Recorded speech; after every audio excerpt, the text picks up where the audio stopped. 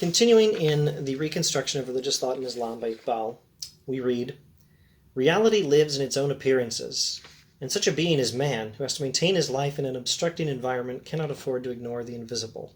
So in this passage, as often happens, we find a lot of material in Iqbal's sentences. If we reduced all his sentences down to what in logic class we call atomic propositions or simple propositions, sentences that aren't made of any other sentences, or statements that are not made of any other statements, we'd probably find an average of, I don't know, at least 2, but maybe as many as 4 atomic propositions per Iqbal sentence. So in this sentence, reality lives in its own appearances, and such a being as man, who has to maintain his life in an obstructing environment, cannot afford to ignore the visible. Actually, that might be already 3 or 4 in that one alone. Reality lives in its own appearances. Okay, let me try to paraphrase that.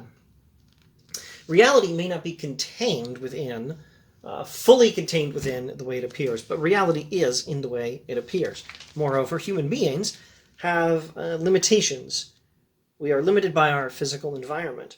And for these reasons, we cannot afford to ignore the visible. That is to say, we can't ignore the tangible world. That is to say, we can't ignore the physical world. The world of our sensory experiences is to be taken very seriously. Paul continues, "The Quran opens our eyes to the great fact of change, through the appreciation and control of which alone it is possible to build a durable civilization. Change is real. The Quran teaches us that change is real, and only by understanding that and by learning to control change or to direct change towards useful ends, only by doing that can we build a durable civilization." Now, this idea of directing change towards useful ends makes me think of John Dewey, but perhaps more to the point will be things Iqbal himself says about ijtihad later in this book. But all in good time, if, God willing, we get that far in this series. "The cultures of Asia, and in fact of the whole ancient world, failed because they approached reality exclusively from within and moved from within outwards." I don't think he's saying you're not supposed to approach reality from within, moving outwards. I think he would deny that, but it's not supposed to be the only way you approach reality. It's also supposed to be vice versa, or more to the point here. Don't just start within with the soul, and then from the perspective of the soul, think about the world outside the mind. No, you're supposed to study the world outside the mind itself, on its own terms. Know the world outside the mind. Take the physical world seriously, is what he's telling us. Etc., etc. Let's go to this this next paragraph, which is very interesting. "There is no doubt that the treatment of religious experience as a source of divine knowledge is historically prior to the treatment of other regions of human experience for the same purpose." I just referenced John Dewey, the American pragmatist philosopher. Now let me reference another one, William James. William James, in his book, A Pluralistic Universe, says something about religion and empiricism. So empiricism is defined in the broadest terms, the idea that we get knowledge from experience. And James says, I'm paraphrasing here, I can't do this from memory. James says, religion and empiricism go together. And for a couple of centuries now, in the modern world, we've made some incomprehensible mistake, and we've assumed that they were separate, sometimes even in conflict. We've assumed that religion and empiricism don't fit together, but they do. And if we can just rediscover that religion and empiricism go together, then we'll be in for a new era in philosophy. I think maybe James also says of history. Maybe we could say of civilization. A new and better era of philosophy and of history and of civilization is upon us. If we can just rediscover the insight that religion and experience go together, or religion and empiricism go together. Back to Iqbal's sentence. Eventually we'll get to more William James. Iqbal will quote William James. At some point we'll talk about him more directly. Here I'm just referencing the idea that religion and empiricism go together in one particular thinker whom Iqbal will get back to himself later. But let's get back ourselves to Iqbal.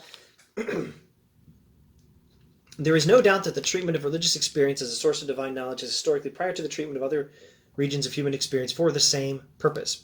In other words, religion and empiricism certainly do go together, and learning about God from experience came first. That was the first form of empiricism.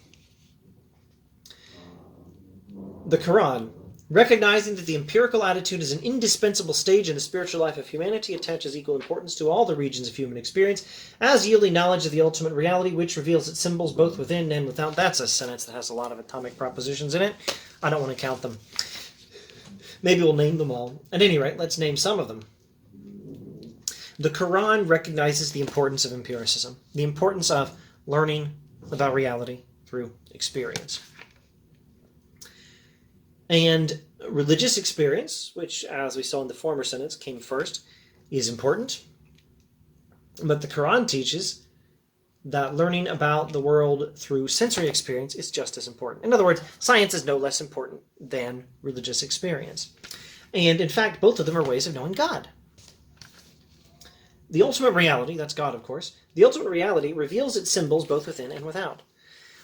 God reveals the symbols of God both within and without. That is to say, within the soul and outside the soul in the physical world. Now, when I say soul, I don't know whether I should point to my head to suggest the mind, or whether I should point to my heart to reference the heart. Probably neither term, heart or mind, in English quite works. I think the soul is the best English word I've got. And I don't know that I can point in either direction. I doubt very much Iqbal would want me to point in one of those directions either. Within, in the soul, you can find a symbol of God. But also, you can find symbols of God in the world God created. Now, I'm not going to say that none of this involves arguments for the existence of God you can get from science, like people make, like Stephen Meyer, for example. People write books arguing that, and this goes back a very long way, just to name, not by any means the earliest source, Thomas Aquinas, quite some time ago, gave arguments that God exists based on an empirical study of the world, of the physical world. And more recently, people argue in clever books that you can find traces of design and creation indicating that God did create the world, and that understanding the nature of causality shows that God must exist as the first cause of the universe, that sort of thing. Now, if that turns up in this book, I hope I notice it and say so, because at the moment I have to say, I don't think that's what Iqbal is talking about. At any rate, I don't see any hint of it here. Now, the full text of this being a public domain book, is available on the internet. Just Google Reconstruction of Religious Thought in Islam text, and you should be able to find a good link. I think it's at allama.iqbal.com. In this edition, I just turned back from page 15, where I am now, to pages 10 and 11 or so, where he quotes the Quran. That is where you can go to find some hints of what sort of symbols of God he's talking about, that God has placed in creation. And again, I'm not saying arguments for the existence of God from creation necessarily are excluded, but I don't notice them in this text. I'm not sure I notice them either in this language from the Psalms in the Bible, in the Zabur, in the Old Testament. There's a line in the Psalms that says, "The heavens declare the glory of God." I'm not sure that's an argument. Maybe it's more like, again, rejecting as Iqbal does, any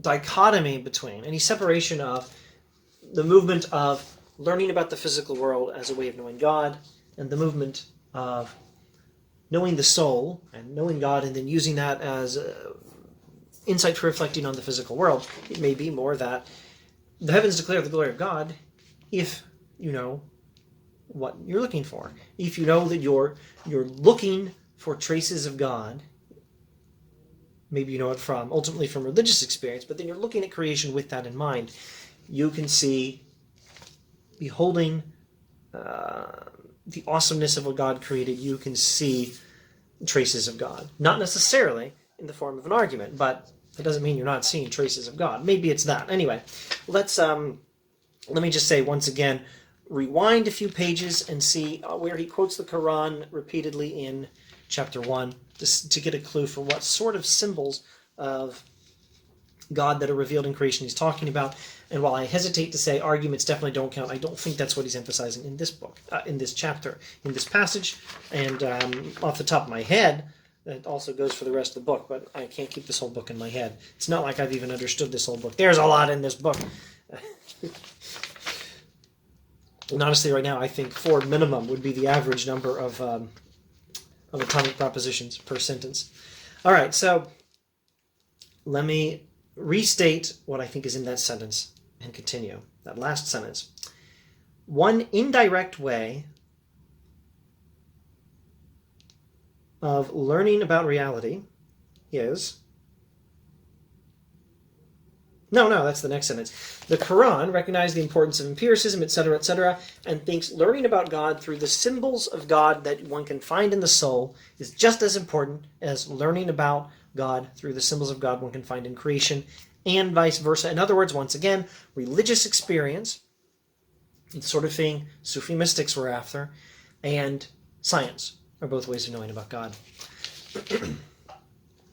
One indirect way of establishing connections with the reality that confronts us is reflective observation and control of its symbols as they reveal themselves to sense perception. The other way is direct association with that reality as it reveals itself within. Another heck of a sentence. One way, the other way, he says, of knowing God is by knowing God directly, as God reveals himself within the soul. But another way of knowing God, in this case indirectly, is by learning about the world God created. In other words, do science to learn about God. Now here he hints at that idea of knowledge you can get from chapter 1. Knowledge is experience plus reflection on experience. But here he hints at one particular thing you have to do to get the right sort of experience plus reflection. You have to have control. One indirect way of establishing connection with the reality that confronts us is reflective observation and control of its symbols as they reveal themselves to sense perception. So know God's creation as it reveals itself to sense perception. But also, in order to know through sense perception, you have to observe, reflect, and control. In other words, if I read Iqbal rightly, the modern scientific empirical method of learning about the physical world through experience by means of controlled experimentation is how we're supposed to learn about the world through sensory experience, and it is the right way of getting that knowledge which comes from experience plus reflection. Experience plus reflection on experience yields knowledge. And the best way to do that reflection, that experience plus reflection on experience, is through controlled experimentation and reflective observation. And once again, that is how we know God indirectly, but there's also a way of knowing God directly within the soul. The naturalism of the Quran is only a recognition of the fact that man is related to nature, and this relation, in view of its possibility as a means of controlling our forces, must be exploited in the interests not of unrighteous desire for domination, but in the nobler interest of a free upward movement of spiritual life. Okay, the Quran recognizes that human beings are related to the physical world, and this means we have the option of controlling the physical world, which is supposed to be used. We're supposed to use our ability to control the physical world, not by means of, by way of unrighteous domination, not of unrighteous desire for domination, but in the nobler interest of a free upward movement of spiritual life. We human beings are related to the physical world. We have the ability to control it to some significant extent, and that is not supposed to be used to satisfy unrighteous desires for domination. No, it's supposed to be used in the nobler interest of a free upward movement of spiritual life. So an upward movement of the soul towards God is supposed to be what we actually are trying to accomplish by controlling the world. We have ability to control, we humans have the ability to control the physical world to some extent. We're supposed to use that to know God. We're not supposed to use that to dominate the physical world and one another. No, we're supposed to use that to learn about the physical world as a way of learning God, if I read Iqbal rightly. In the interest of securing a complete vision of reality, therefore, sense perception must be supplemented by the perception of what the Quran describes as fuad or qalb, i.e. heart. Pardon my bad pronunciation, no doubt. And then he quotes from the Quran, God hath made everything which he hath created most good, and began the creation of man with clay, then ordained his progeny from germs of life, from sorry water, then shaped him and breathed of his spirit unto him, and gave you hearing and seeing and heart. What little thanks do ye return? Now Iqbal continues, the heart is a kind of inner intuition or insight, which in the beautiful words of Rumi, feeds on the rays of the sun and brings us into contact with aspects of reality other than those open to sense perception, etc., etc. We must not, however, regard it as a mysterious special faculty. It is rather a mode of dealing with reality in which sensation, in the physiological sense of the word, does not play any part.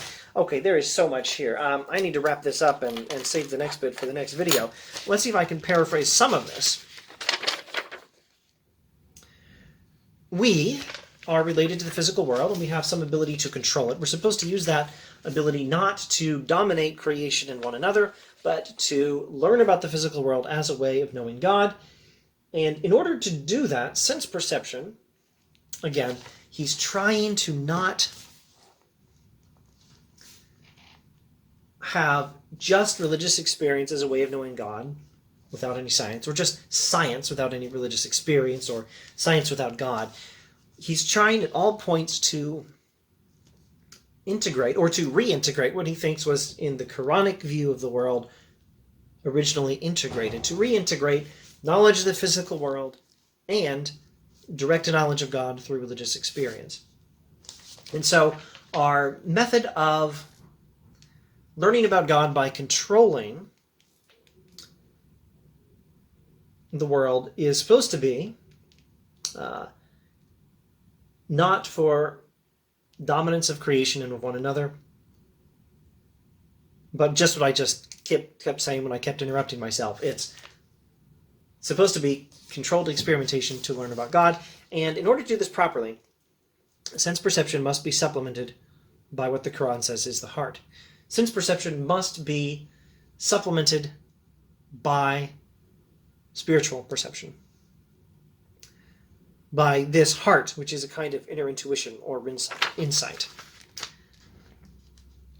Now, it's not a mysterious special faculty.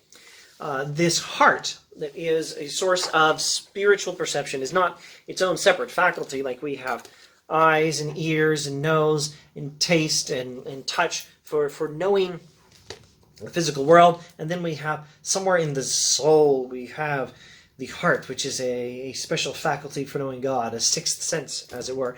No, it's not that. It's rather a way of dealing with reality in which sensation does not play any part. It is a mode of dealing with reality in which sensation in the physiological sense of the word does not play any part. I guess I'd better continue. Yet the vista of experience thus open to us is as real and concrete as any other experience. To describe it as psychic, mystical, or supernatural does not detract from its value as experience, etc., etc.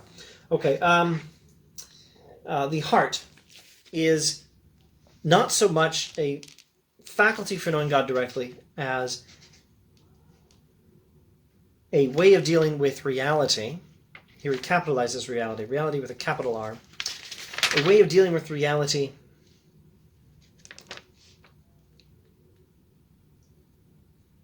independently of sense perception.